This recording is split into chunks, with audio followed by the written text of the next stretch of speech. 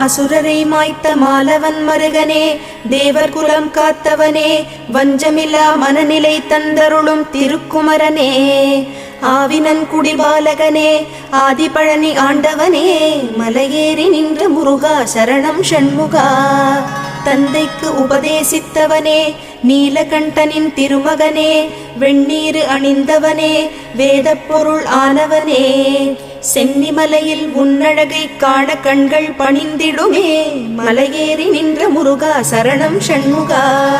ஆறு படை வீடழகா, அஷ்ட ஐஸ்வர்யம் தரும் முருகா, அடியவர் குறை தீர்க்கும் வள்ளிமயில் சிவக்குமரா, பக்தர்கள் மனக்கோவிலில் குடிகொண்ட சிரகிரி வேலவனே, மலையேறி நின்ற முருகா சரணம் ஷண்முகா.